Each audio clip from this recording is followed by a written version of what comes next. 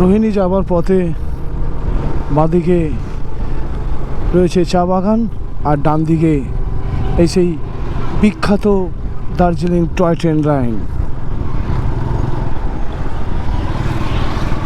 সত্যি কথা বলতে এই পথে বা দার্জিলিং গ্যাংটক বহুবার আসা হয়েছিল, কিন্তু কোনোদিনও দার্জিলিং টয় ট্রেন আজ পর্যন্ত চালা হয়নি বা হয়ে ওঠেনি।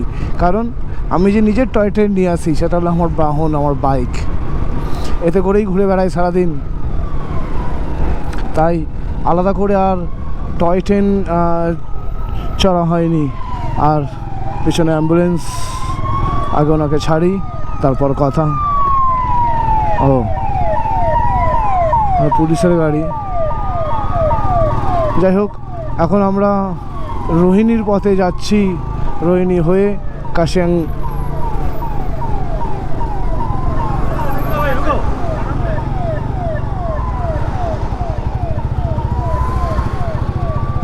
হয়তো সরকারি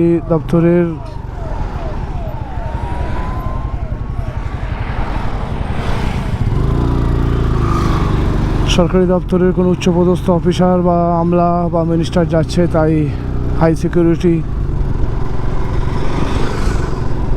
আর আমরা তা নাগরিক হয়ে দায়িত্ব পালন করছি।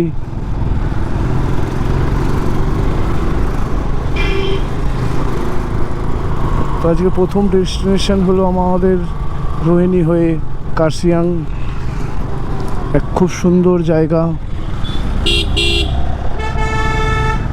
আর যেটা দেখলে সচরাচর মন ভরে যায় আমাদের মতন পাহাড় প্রেমী মানুষদের, ভ্রমণ পিপাসু মানুষদের, সেটা হলো পাহাড়। আর ওই যে দূর থেকে দেখা যায় ওই যে পাহাড়। একটা